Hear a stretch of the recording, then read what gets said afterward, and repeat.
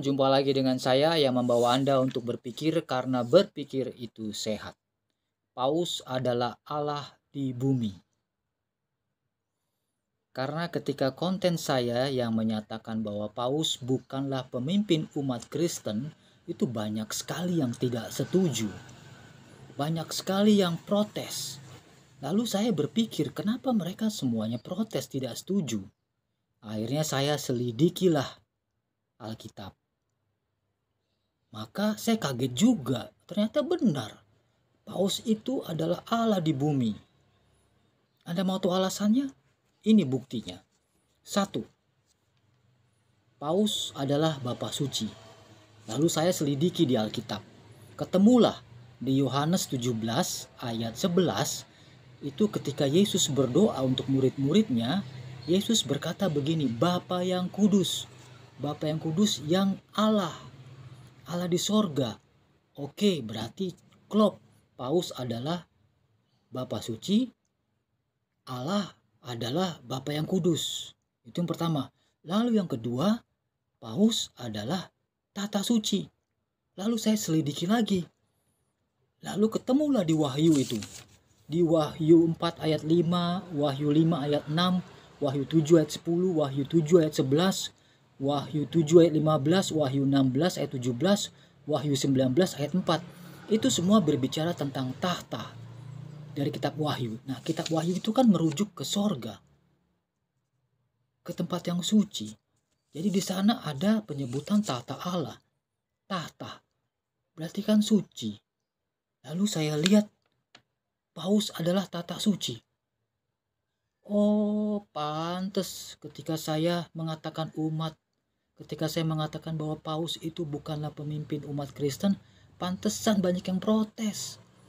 Ternyata mereka melihat dari hal ini bahwa Paus adalah Bapa Suci sesuai dengan Yohanes 17 ayat 11, dan Paus adalah tata suci itu sesuai dengan Wahyu 4 ayat 5, Wahyu 5 ayat 6, Wahyu 7 ayat 10, Wahyu 7 ayat 11, Wahyu 7 ayat 15, Wahyu 16 ayat 17, Wahyu 19 ayat 4.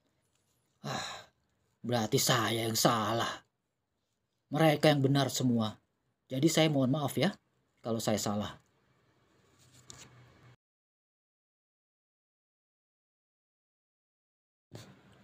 Salam, jumpa lagi dengan saya yang membantu Anda untuk berpikir karena berpikir itu sehat. Menurut Anda orang Kristen, layakkah seseorang itu disebut Bapa Suci?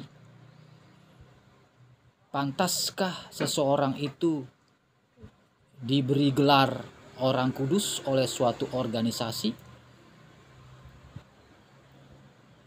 Atau pemberian gelar-gelar tersebut adalah suatu kebodohan dan kekurang ajaran terhadap firman Tuhan? Pernahkah Tuhan Yesus menyebut seseorang itu Bapa Suci? Di dalam setiap surat Rasul Paulus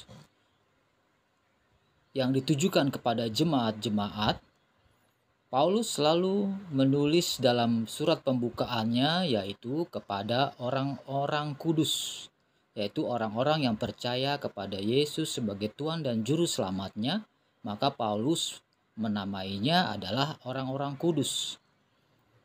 Dan di dalam setiap suratnya Paulus selalu mengatakan, Aku Paulus, Rasul Kristus oleh kehendak Tuhan, bukan oleh kehendak manusia. Sementara ada satu orang di dunia ini yang diberi gelar Bapa Suci, tapi atas kehendak manusia. Dan dia diam saja, tidak protes sama sekali. Sementara Paulus ketika di Listra menyembuhkan orang yang lumpuh sejak lahir bisa berjalan, lalu orang-orang Listra ini yang kafir, yang tidak percaya Tuhan Yesus, mengatakan bahwa orang ini Paulus adalah Zeus, dewa yang menjelma menjadi manusia. Ketika melihat itu, Paulus langsung mengoyakkan pakaiannya, bersedih hati. Apakah seseorang yang disebut Bapa Suci ini berperilaku seperti Paulus, yang ketika Paulus diberi gelar Zeus, dewa yang datang menjadi manusia, dia malah mengoyakkan pakaiannya, sedih sekali.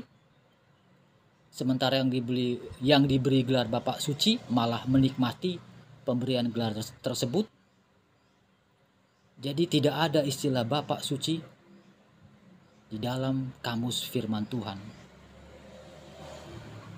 Yang ada adalah orang-orang kudus, yaitu setiap orang yang percaya Yesus adalah Tuhan dan Juru Selamatnya disebut orang-orang kudus. Anda percaya? Salve, berkah dalam. Tuhan Yesus memberkati. Bunda Maria senantiasa mendoakan, melindungi kita semuanya. Ibu, Bapak, serta rekan-rekan yang kucinta, yang kukasihi, barusan di video short dari YouTube kita, tim Damai Kasih Channel, kami mengupload suatu video pendek berkaitan oknum seseorang pengguna kosakata Kristen, pengguna kosakata Yesus, pengguna kosakata gereja. Kenapa saya menyampaikan pengguna kosakata? Karena pengguna kosakata itu tidak jelas Kristen apa, Yesus yang mana, dan gereja yang mana. Karena dia di video tersebut yang barusan tadi beberapa menit lalu saya naikkan di short itu, dia menyampaikan memframing kekatolikan berkaitan dengan para kudus. Padahal di video kita, di live streaming setiap Damai Kasih Channel live streaming, berkaitan para kudus, berkaitan hierarki gereja, berkaitan magisterium, ekaristi, purgatorium, semuanya kita sampaikan sesuai skriptura. Perlu diketahui Bapak, pertanyaan saya untuk teman-teman komunitas gerejawi yang kurang, apa istilahnya, bahasanya begini, yang mempunyai doktrin asbak asal bukan Katolik, yang selalu bergembar-gembor mengenai sola skriptura. Pertanyaan saya, duluan mana kitab suci sama yang menulis kitab suci?